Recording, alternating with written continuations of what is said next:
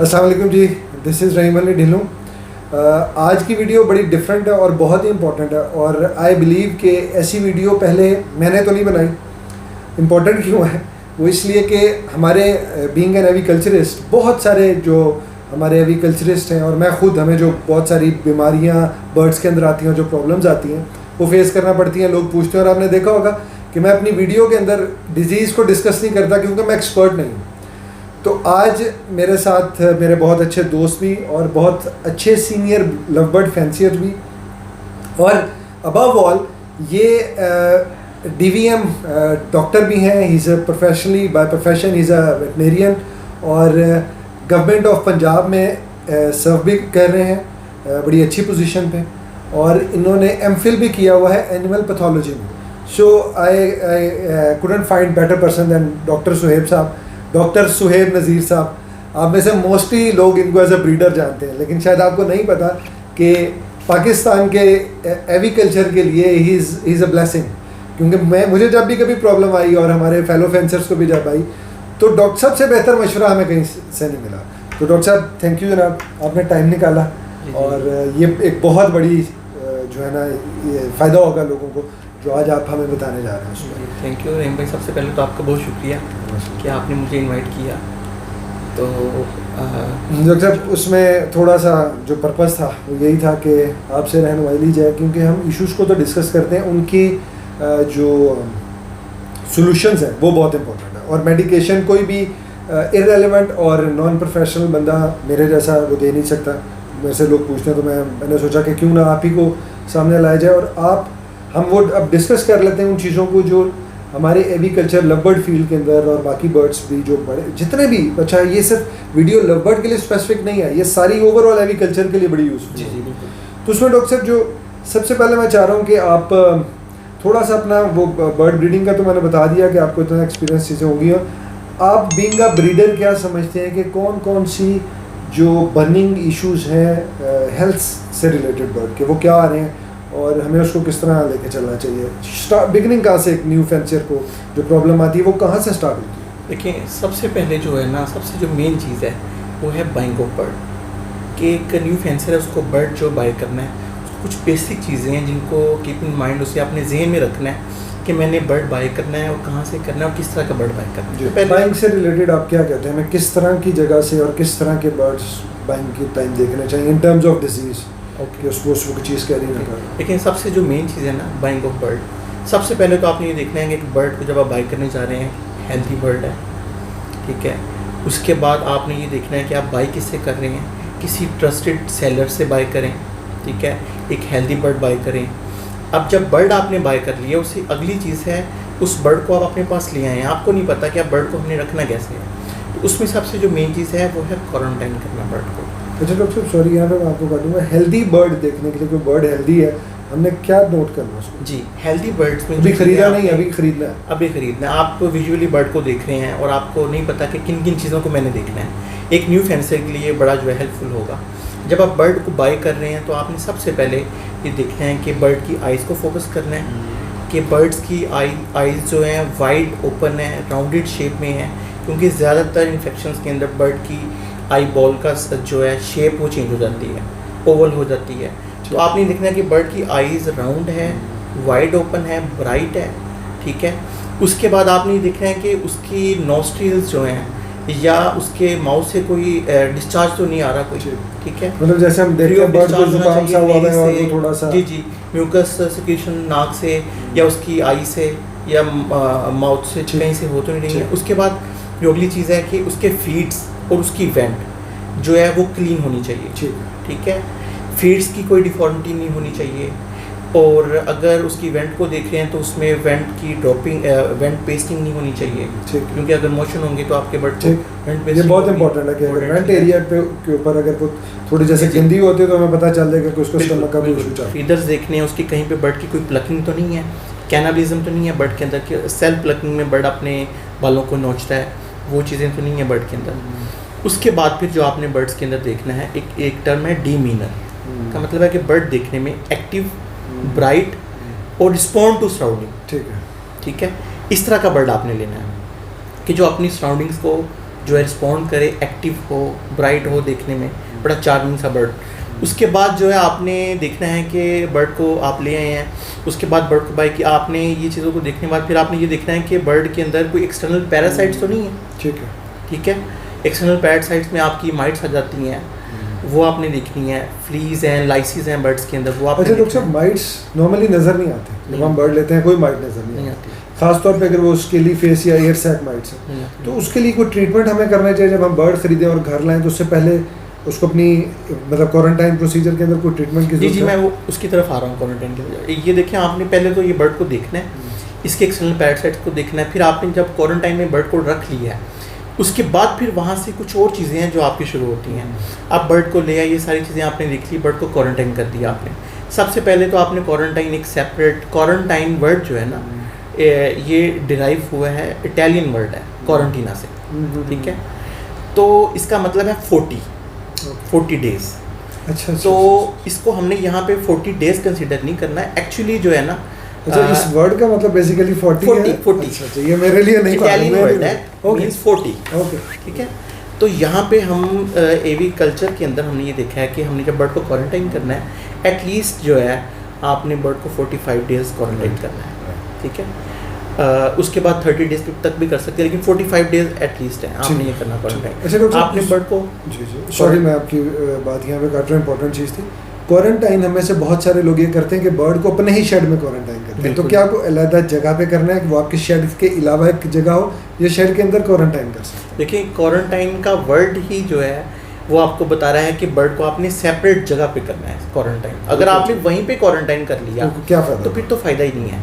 Separate cage, separate place, at least 10 metres का distance हो जो रिकमेंडेड है। लेकिन क्योंकि हमारे बर्ड्स हैं, हमने एक एवरी में बर्ड रखा हुआ है, तो हम कोशिश करेंगे कि अपने उस बर्ड रूम से बाहर किसी और जगह पे, आपके अगर थर्ड फ्लोर पे आपकी एवरी है तो सेकंड फ्लोर पे क्वारंटाइन कर लें, फर्स्ट पे कर लें, जैसे आप कन्वीनियंट। अच्छा, आपने सेपरेट केज में क्वारंटाइन करना है, और बर्ड को क्वारंटाइन के अंदर आपने किन चीज़ों को देखना है कि आपने पहले तो ये देखना है कि बर्ड्स की ड्रॉपिंग्स जो हैं वो नॉर्मल है क्वारंटाइन के अंदर। आप उसकी ड्रॉपिंग को फोकस करेंगे। उसकी ड्रॉपिंग्स में या तो आपको अगर वेट ड्रॉपिंग्स हैं, अपना लूज ड्रॉपिंग्स हैं, उसके अंदर आपको कोक्सी के भी सिम्टम नज़र आते हैं अगर आपका बर्ड इन्फेक्टेड है, और वर्म्स जो है, राउंड वर्म्स, वो आपको नज़र आएंगे। उसके बाद आपने जब अपना क्वारंटाइन में रखा है बर्ड, तो आपने ये देखना है कि आपके बर्ड के अंदर कोई कहते हैं कि फ्लीज, लाइसिस, माइट्स ये तो नहीं है। ठीक। तो वो बर्ड जिसमें माइट्स होंगी वो बर्ड खुजलाएगा। बिल्कुल ठीक। ठीक है, मतलब बेसिकली जो हमने पकड़ना है वो ये कि अगर वो बहुत ज़्यादा इची फील कर रहा है, इचिंग कर रहा है वो, कोई माइट्स या एक्सटर्नल पैरासाइट्स उसको, उस सूरत में क्या करें? देखिए, आपने जब क्वारंटाइन करना है ना बर्ड को, सबसे पहले तो क्वारंटाइन के अंदर आप अपने बर्ड को 2 चीज़ें करें। मैं हर ब्रीडर को ये कहता हूँ कि अब आपने क्वारंटाइन में जब बर्ड को रखा, आपने एक तो उसको करना है विकोनेस का स्प्रे, ठीक है।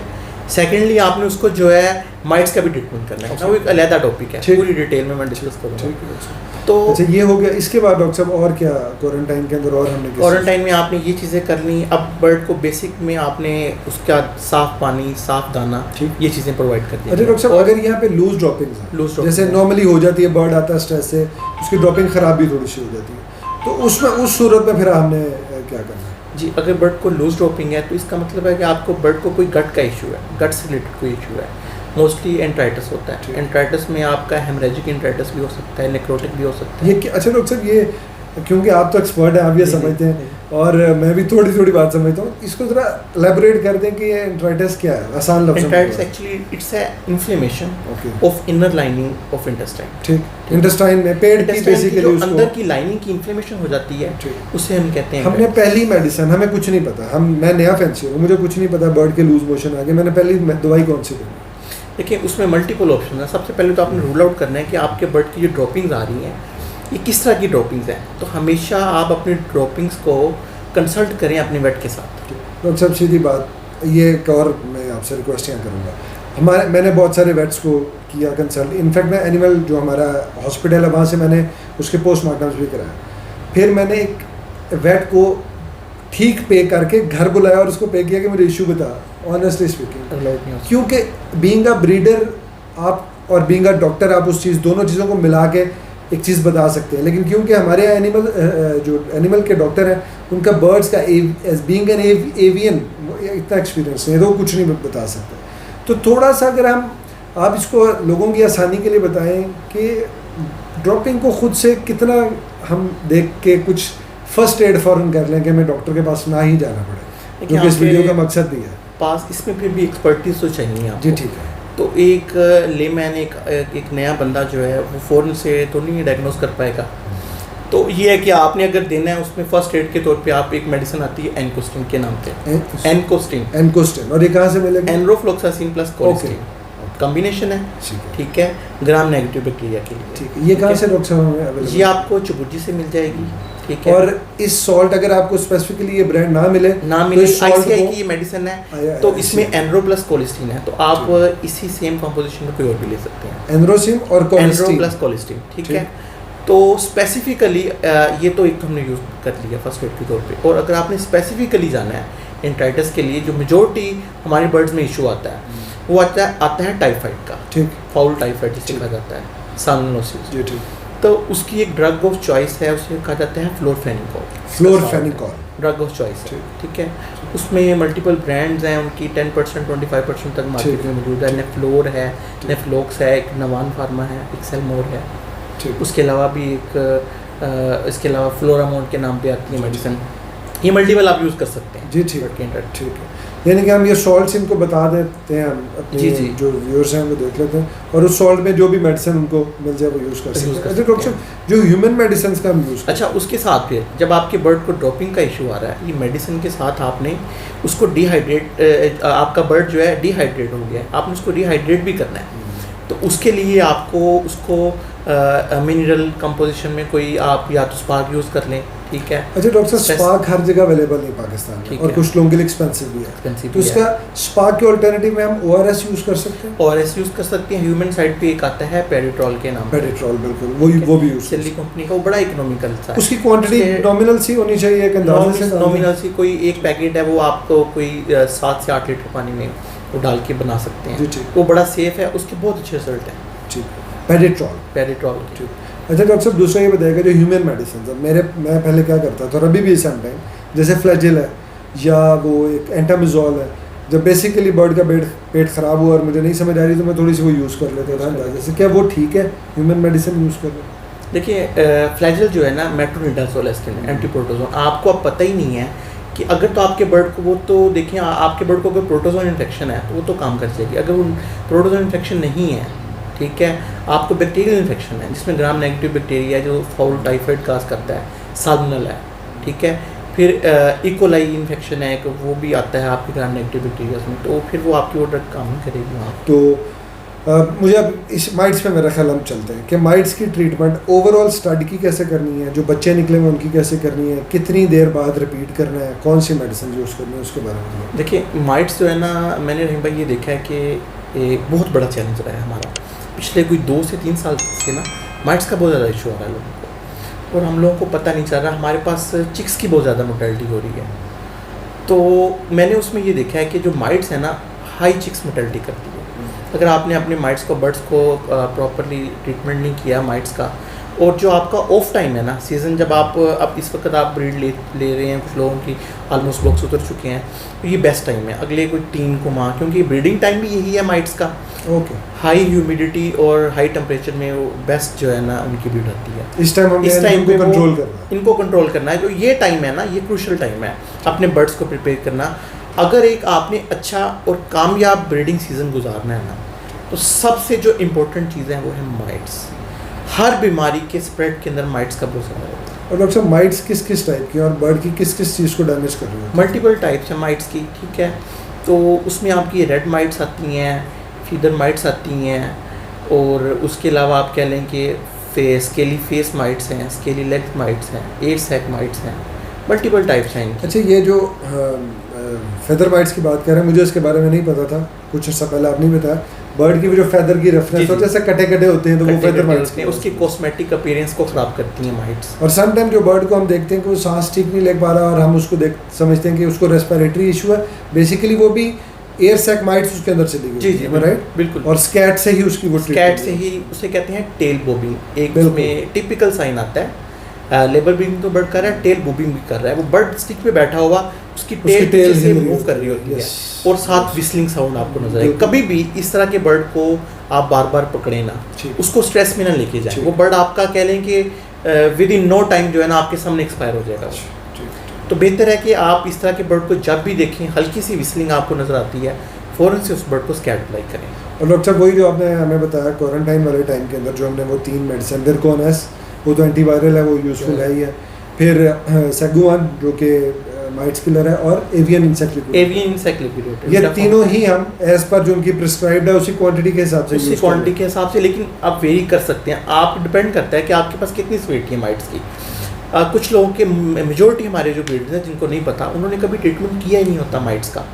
तो माइट्स कोई भी बंदा, कोई भी ब्रीडर ये क्लेम नहीं कर सकता कि हमारी एवरी फ्री ऑफ माइट्स है 100% तक। ठीक है, माइट्स देखें ये पैरासाइट्स हैं, पाए जाते हैं हर जगह पे पाए जाते हैं, जस्ट लाइक लाइसिस जैसे हमारे बच्चों में लाइस होती हैं। तो ये आपने इसका लोड कम करना है। असल चीज़ है कि आपने इसका लोड कम करना है। जब आप इसका लोड कम कर लेंगे ना, तो एक आप अच्छा सीज़न गुजार सकते हैं। और डॉक्टर साहब ये जो हमने करना है सिर्फ बर्ड्स के ऊपर करना है, या आप अपनी एवरी केजेस उन पे भी करना चाहिए, स्टिक्स पे या बॉक्सेस में? एवरी में, केजेस के ऊपर, ट्रेस के ऊपर, अपना केजेस की फ्लोर्स के ऊपर। और इसमें सबसे जो इंटरेस्टिंग चीज़ है ना माइट्स के अंदर, माइट्स आपको आमतौर पर सारा दिन नज़र नहीं आएंगे। ठीक है, जो ही रात होती है आपके बर्ड रूम में, अगर लाइट्स बंद है, आप अपने बर्ड रूम में गए हैं, लाइट्स को ऑन करें, तो आपने फ़ौरन से अपनी एवरी की वॉल्स और फ्लोर्स को, ट्रेस को देखना। ये बात आपकी ठीक है, आपने लास्ट सीज़न में बताया। और इंटरेस्टिंगली जब मैंने वो लाइट ऑफ करके 2-3 घंटे लाइट ऑफ रही, और जब मैंने ऑन की ना, जब मुझे माइट्स का प्रॉब्लम आया था, तो पूरी की पूरी आर्मी बाहर निकली थी और वो सबसे ज़्यादा एक्टिव थी। और वो बेस्ट टाइम है तो उस टाइम आप इसको मॉनिटर करने का। बिल्कुल, एक तो आप उस टाइम पे देख सकते हैं कि आप कितना लोड है आपकी एरिया में, और वो बेस्ट टाइम है। और डॉक्टर साहब रिपीट कितनी देर बाद करें? लेट्स से जो हमने आज स्प्रे किया, तो कितनी देर बाद उसको रिपीट करना है? देखिए, बर्ड के ऊपर अगर आप करेंगे तो उसमें यह है कि एक इसका मैं आपको कॉन्सेप्ट देता हूँ कि आपने ख़त्म कैसे करना है। ठीक है, सक्सेसफुली आपने अगर चाहते हैं कि माइट्स दोबारा ना आए, उसका साइकिल है 7 डेज़ का साइकिल है। आज एक माइट ने अपना एग ले किया है, उस अंडे ने 7 डेज पे जाके हैच होना है। ठीक है, अब हमारे पास बर्ड्स हैं, हमें नहीं पता कि उन पे जब हमने स्प्रे किया है तो जो अंडे पड़े हैं वो 3rd डे पे पड़े हैं, 5 डे पे पड़े हैं, 7 डेज पे पड़े हैं। तो अब जो अंडा हमने फ़र्ज़ करें हम उस पर 5 डेज पे एग्स पड़े हुए हैं, तो हमने स्प्रे किया, वो अंडे से जो लार्वी उससे हैच होंगे, निम्फ उनके हैच होगी, वो तो किल्ड हो जाएंगे, लेकिन अंडे नहीं किल्ड होते इससे। अब अंडों ने अपने टाइम पे हैच होना है। अब आपको नहीं पता कि जब आप स्प्रे कर रहे हैं तो वो अंडे कितने दिनों पे पड़े हुए हैं। सपोज वो अंडे पड़े हैं 3rd डे पे, अब अंडे तो कुछ नहीं होंगे, जो उनके एग्स ऑलरेडी हैच हो चुके हैं, उनके जो बच्चे निकले हैं वो तो किल हो जाएंगे, लेकिन जो अंडे 3rd डे पे पड़े हैं उन्होंने 7 डेज पे जाके फिर हैच होना है। तो हम ये समझते हैं कि हम एक दफ़ा स्प्रे कर दें, एक दफ़ा ट्रीटमेंट कर दें तो बर्ड हमारा फ्री ऑफ माइट्स हो जाए। ऐसा पॉसिबल नहीं है। आप देखेंगे मोस्टली कि आप जब भी ट्रीटमेंट करते हैं माइट्स का, बर्ड एकदम आपका स्कून में चला जाता है, रेस्टलेसनेस नहीं होती, तो बड़ा काम अपनी स्टिक के ऊपर बैठा होता है। ठीक है, कोई ईचिंग नहीं कर रहा होता है, और उसके बाद फिर जो 2 से 3 दिन गुजरते हैं फिर दोबारा वो, यानी कि आप कह रहे हैं कि आज किया है तो फिर 7 अल्टरनेट डेज पे, मेरा कहने का मतलब आज किया है, एक दिन छोड़ के फिर करें। अच्छा, तो ये कंसेक्टिव आप कोई 4 टाइम्स करें इनिशियली, यानी कि अगर आप ये एक दिन छोड़ के एक दिन कर दें 4 दफा कर दें, काफ़ी कंट्रोल कर लें, क्योंकि उसका साइकिल आपने ब्रेक कर दिया, चेन को ब्रेक कर दिया। और उसके बाद डॉक्टर साहब जब आपने एक दफ़ा कर लिया तो फिर 15 दिन बाद कर लिया, फिर जी जब आपने एक दफ़ा कर लिया, फिर आप महीने में 20 दिनों के बाद आप दोबारा कर सकते हैं स्प्रे। तो अल्हम्दुलिल्लाह आप एक बड़ा अच्छा सीज़न इससे गुजारे। अच्छा डॉक्टर साहब, बहुत ज़्यादा जो क्वेश्चन आता है वो आता है कि जी बर्ड को सोखड़ा हो गया, मेरे साथ भी आया इशू, बाकी लोगों के साथ भी आया इशू, डिफरेंट रीज़न है। थोड़ा सा स्टडी किया तो इसको गोइंग लाइट कहते हैं। तो अब आप बताएं सोखड़े की मेजर वजह क्या है और कैसे करना है उसको ट्रीट? देखिए रहीम भाई, ये Sokhda this is the condition, ठीक है, रिकॉर्डेड इमेसिएशन, ठीक है, बर्ड का थिन हो जाना, ठीक है। सोखड़े में क्या होता है कि बर्ड को जब आप पकड़ते हैं, बज़ाहिर बर्ड आप देखने में आपको बड़ा हेल्दी एक्टिव नजर आ रहा होता है, जब बर्ड को पकड़ते हैं तो उसकी जो कील बोन है बड़ी प्रोमिनेंट होती है, बिल्कुल रेजर कट कील बोन, मतलब शार्प नाइफ की तरह आपको फील होती है, और उसका जो है ना वेट लूज हो जाता है बर्ड का। तो इसकी मल्टीपल रीजंस हैं। ये हर इन्फेक्शन के अंदर बर्ड जो है एमेसिएशन की तरफ जाता है, आया कि वो बैक्टीरियल इन्फेक्शन है या वायरल इन्फेक्शन। अच्छा, खुद कोई बीमारी नहीं है, किसी बीमारी की वजह है। होता क्या है कि जब भी बर्ड किसी भी बीमारी से दो चार होता है, आया कि बैक्टीरिया है या इन्फेक्शन है, उसके अंदर जो सबसे पहले बर्ड खाना पीना छोड़ता है। जब भी बर्ड खाना पीना छोड़ता है तो उसका बॉडी का वेट लूज होगा, तो वो एमेसिएशन की तरफ जाएगा, सोकड़े की तरफ चला जाएगा। तो आपने ये डायग्नोज करना है कि इसकी रीज़न क्या है। उसके लिए डॉक्टर साहब क्या क्या चीज़ें मैं देखनी चाहिए? देखिए, उसमें बैक्टीरियल इन्फेक्शन, वायरल इन्फेक्शन है, पहले तो आपने ये देखना है। और अगर आपका बर्ड चला ही गया है उसके अंदर, सिप के अंदर, तो आपने उसको ट्रीट करना है। तो उसमें मल्टीपल चीज़ें हैं, टोटके हैं, थोड़ी क्या करेंगे? देखें, बीइंग अ ब्रीडर, हमारे पास कोई इधर लैब की भी इतनी फैसिलिटीज़ नहीं है कि हम चेक करें बैक्टीरियल है, वायरल है। किस तरह फिर किधर करके हम उसको सबसे पहले तो आपने सबसे पहले ना उस बर्ड को, जो सिप वाला बर्ड है, क्योंकि वो बर्ड ना प्रॉपरली खाता है और ना पीता है। ये बड़ी इंपॉर्टेंट चीज़ मैं बता रहा हूँ, क्योंकि हमें ये लगता है, ज़्यादातर लोग ये समझते हैं कि वो बर्ड बहुत खा रहा है और सोकड़े में होता है। होता यह है कि वो बर्ड हर वक्त दाने के ऊपर बैठा रहता है, हर वक्त वो सॉफ्ट फूड पे बैठा रहेगा, और वो हमें लग रहा होता है कि ये खा रहा है, वो खा नहीं रहा होता। वो एक्चुअली दाने को च्यू करता है और वहीं छोड़ देता है, च्यू करता है, वो छोड़ देता है। अगर वो इतना खाए तो उसकी वो कवर ना हो जाए उसका सारा, वो खाता नहीं है। वो एक्चुअली उसमें इतनी ताकत नहीं होती, इतनी हिम्मत नहीं होती कि वो खा सके। ठीक है, उसके बाद जब वो खाएगा नहीं कुछ, तो वो मेडिसिन कैसे लेगा आपकी? तो उसके लिए क्या करें? आप कोई भी मेडिसिन पानी में देते हैं, इस तरह का बर्ड पानी की तरफ भी नहीं आएगा, क्योंकि वो प्रॉपर्ली खा ही नहीं रहा। खाएगा तो उसको थर्स्ट लगेगी, पानी की तरफ आएगा वो। तो फिर इसमें आपने जो है बर्ड को सपोर्ट करना है। तो उसमें आपने अगर बर्ड को बचाना है आपने, तो आपको साथ उसको हल्की हल्की हैंड फीड करवानी पड़ेगी। एक दफ़ा बर्ड के अंदर एनर्जी आ जाए, ठीक है, वो रीगेन करे, थोड़ा एक्टिव होगा, तो बर्ड आपका बेहतरीन। अच्छा डॉक्टर साहब, हैंड फीड मेरे जैसा बंदा बिल्कुल भी नहीं, मैं इतना एक्सपर्ट होने के बावजूद भी अपनी तरफ से मैं कह रहा हूँ, जो कि मैं नहीं हूँ एक्सपर्ट, तो मेरे से भी हैंड फीड होती है, बर्ड मर जाता है। तो बहुत सारे नए लोग हैं जिनके पास सोकड़ा आता है, बिल्कुल ही हैंड फीड कराना नहीं जानते, तो वो क्या करें?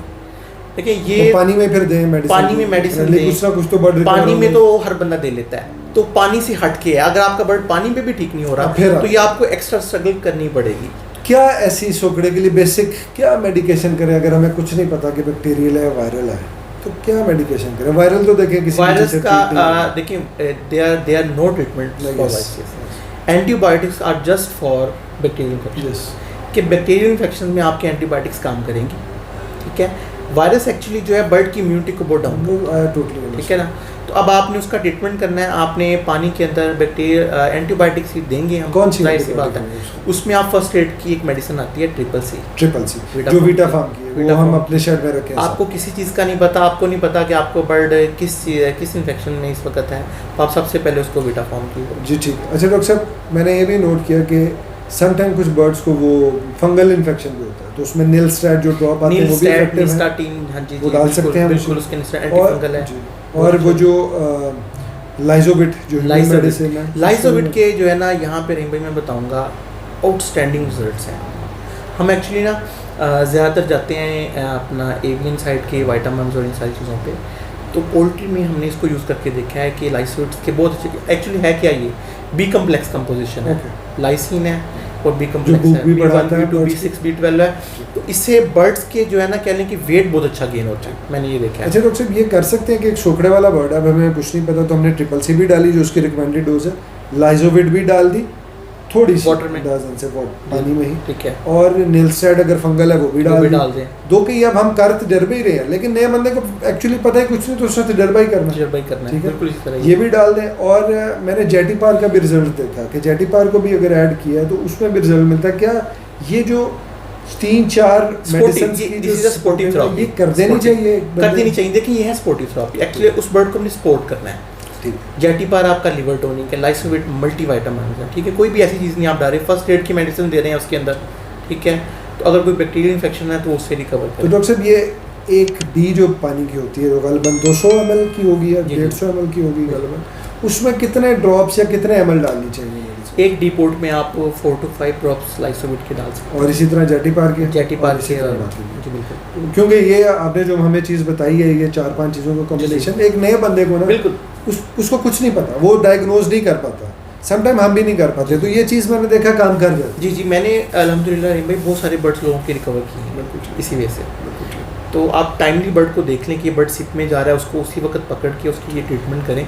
अच्छा डॉक्टर साहब, इधर एक और क्वेश्चन, जब वो सीप वाला जो बर्ड है, जो छोकड़े वाला बर्ड है, कि उसको सॉफ्ट फूड देना चाहिए या डाइट में क्या देना चाहिए, या उसको वो कुछ लोग कहते हैं कॉर्न्स दें, वो देने चाहिए कि नहीं, क्या करें? देखिए मैं ये कहता हूँ कि जो बर्ड आपका सोकड़े में है ना, सोकड़े में जाता ही इसलिए कि वो बर्ड खा नहीं रहा होता, तो इस टाइम पे आप बर्ड को जो है ना सिलेक्टिव चीज़ों पे ना जाएं कि ये दें या वो ना दें, जो वो खा रहा है उसको दे दें। असल चीज़ ये है कि वो खाए और उसको और पानी पिए। ओके, देखिए वो मेडिसिन नहीं अपनी लेगा, ठीक है, जब तक वो खाएगा नहीं, ठीक है। तो जब वो बेहतरी की तरफ आएगा तो तब हम सिलेक्टिव चीज़ों पे जाएंगे, बिल्कुल ठीक है। उसकी प्रोटीन कम करनी है तो प्रोटीन कम कर देंगे, वेजिटेबल्स पे ले जाएंगे उसे, जो भी वो पसंद कर रहा है वो करता है, ठीक है। नहीं डॉक्टर साहब, ये दो चीज़ें जो ख़ास तौर पर बड़ी इंपॉर्टेंट थी, माइट्स की क्वारंटाइन वाला भी प्रोसेस आपने से बता दिया, और फिर दूसरी सोकड़े जो गोइंग लाइट या जो भी आपने कॉर्वर्ड सीप बोलते हैं, ये दोनों के सोल्यूशन आपने बता दिए और बड़े ब्रीफली बताया।